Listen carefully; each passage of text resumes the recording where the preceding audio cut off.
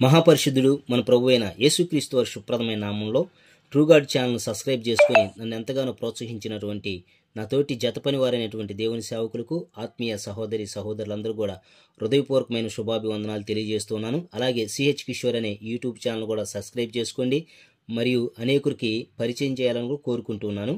మరి ముందుగా ఒక వీడియో చూద్దాం. అంటే అర్థం ఏంటన్నా బాగుండాలి, కానీ లుచ్చ బైబిల్ ఏం చెప్పుద్ది? కేవలం మేము నమ్మిన దేవుడినే నమ్మాలని చెప్పుద్ది.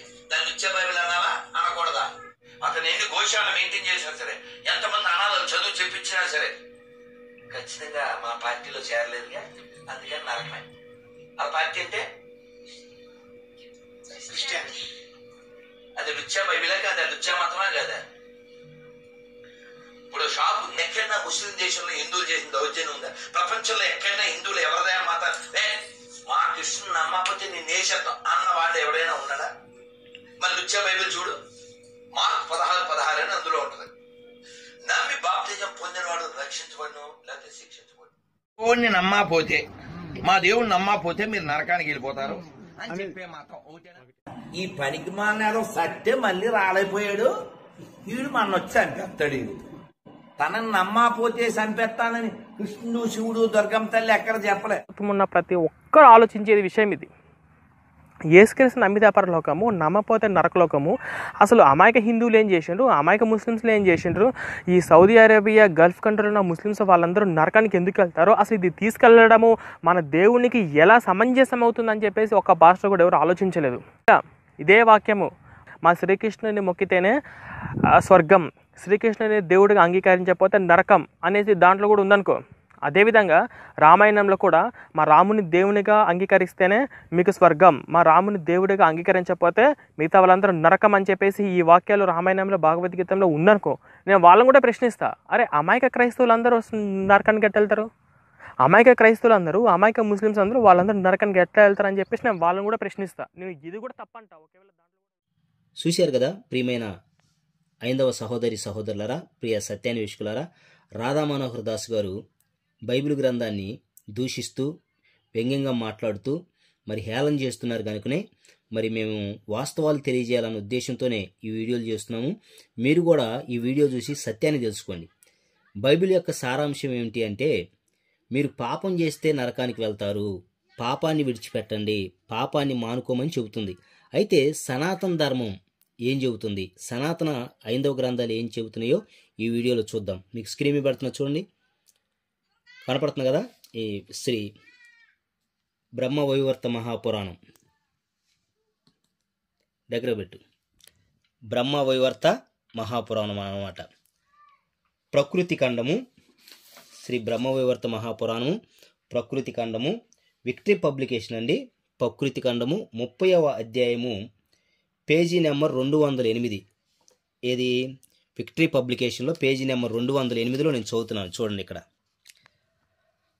ఆదివారమున సూర్య సంక్రమణ దినమున అమావాస్య నాడు శ్రాద్ధం పెట్టు దినమున బట్టలను చౌడు వేసి, అంటే సబ్బు పెట్టి ఉతికినచో అతడు తాను ఉతికిన బట్టలలో ఎన్ని దారములు ఉన్నవో అన్ని సంవత్సరములు క్షారకుండమనే నరకమున ఉండును. ఆ తర్వాత 7 జన్మల వరకు రజకుడై పుట్టును. ఏందంట? ఎవరైతే ఆదివారమున సూర్య సంక్రమణ దినమున అమావాస్య నాడు శ్రాద్ధం పెట్టే రోజున బట్టలు ఉంటాయి కదా, ఆ బట్టలంట సబ్బు పెట్టి ఉతికితే గనక, ఎవరైతే సబ్బు పెట్టి ఆదివారం బట్టలు ఉతుక్కుంటారో, అమావాస్య నాడు బట్టలు ఉతుక్కుంటారో వాళ్ళందరూ కూడా నరకానికి వెళ్తారన్నమాట. ఏమన్నా ఎంత దారుణంగా ఉంది ఇది. మీరు పాపం చేస్తే నరకానికి వెళ్తారనేది బైబిల్ యొక్క సారాంశం. బైబిల్ పరిశుద్ధ గ్రంథమైన బైబిల్ తెలియజేస్తున్నటువంటి మాటలు అవి.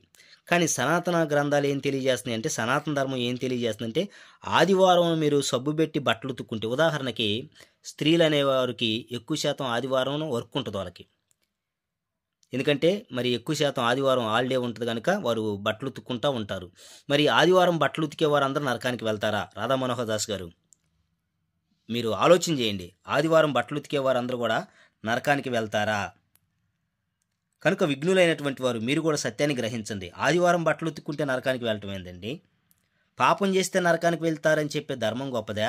ఆదివారం బట్టలు ఉతుక్కుంటే నరకానికి వెళ్తారని చెప్పే ధర్మం గొప్పదా? మీరు ఆలోచన చేయండి. అలాగే అమావాస్య రోజు బట్టలు ఉతికినా కానీ నరకానికి వెళ్తారంట. శ్రాద్ధం పెట్టే రోజున బట్టలు ఉతుక్కున్నా కానీ నరకానికి వెళ్తారన్నమాట. కనుక అలాగే నరకానికి వెళ్ళిన తర్వాత 7 జన్మల వరకు రజకుడై పుడతాడనమాట. ఇది రాధా మనోహర్ దాస్ గారు ఇవి కూడా చెప్పాలి మీరు ప్రజలకి. మీలో ఎవరైనా ఐందవ మిత్రులారా, ఐందవ సహోదరి సహోదరులారా, మీలో ఎవరైనా ఆదివారం బట్టలు ఉతుక్కుంటే నరకానికి వెళ్తారు. ఎవరైనా ఆదివారం సబ్బు పెట్టి బట్టలు ఉతికినా, అమావాస్య నాడు బట్టలు ఉతికినా, శ్రాద్ధం పెట్టే రోజు బట్టలు ఉతికితే మీరు నరకానికి వెళ్తారు. ఇది మన సనాతన ధర్మం అని చెబితే ఏ ధర్మం గొప్పదో, ఏ ధర్మంలో ఉండాలో ప్రజలు నిర్ణయించుకుంటారు. మీరు ఈ విషయాలు దాచిపెడుతున్నారు చెప్పకుండా. ఇలాంటి విషయాలు ప్రజలు కూడా చెప్పండి, ప్రజలు సత్యాన్ని తెలుసుకుంటారు. అబ్బెబ్బే మాకు వచనాలు కాదండి, శ్లోకం ఉన్న గ్రంథాలు కావాలంటున్నారా? మీకు శ్లోకం ఉన్న గ్రంథాన్ని కూడా మీకు స్క్రీన్ మీద పెడుతున్నాను చూడండి. శ్రీ బ్రహ్మవైవర్త మహాపురాణము ప్రకృతి ఖండము 30వ అధ్యాయము. తాత్పర్య రచయిత డాక్టర్ ఎన్ఎల్ నరసింహాచార్య గారు.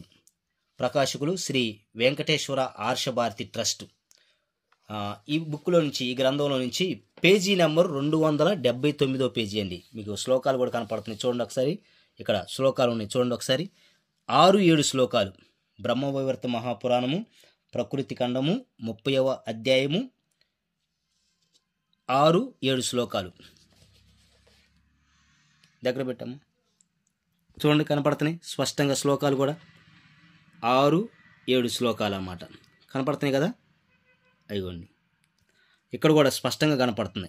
ఆదివారమున, సూర్య సంక్రమ దినమున, అమావాస్య నాడు, శ్రాద్ధం పెట్టి దినమున బట్టలను చౌడు వేసి లేక సబ్బు పెట్టి ఉతికినచో అతడు తాను ఉతికిన బట్టలలో ఎన్ని దారములు ఉన్నవో అన్ని సంవత్సరములు క్షారకుండమనే నరకమున ఉండును. తర్వాత 7 జన్మల వరకు రజకుడై పుట్టును. ఇది సనాతన ధర్మం. ఏమండి, మీరు పాపం చేస్తే నరకానికి వెళ్తారు, పాపాన్ని చేయొద్దు, పాపాన్ని విడిచిపెట్టండి చెప్పే బైబిల్ ధర్మం గొప్పదా? ఆదివారం బట్టలు ఉతుక్కుంటే నరకానికి వెళ్తారని చెప్పే సనాతన ధర్మం గొప్పదా అనేది అయినటువంటి మీరే ఆలోచన చేసి సత్యాన్ని తెలుసుకోవాలని కోరుకుంటూ సెలవు తీసుకుంటున్నాను. God bless you.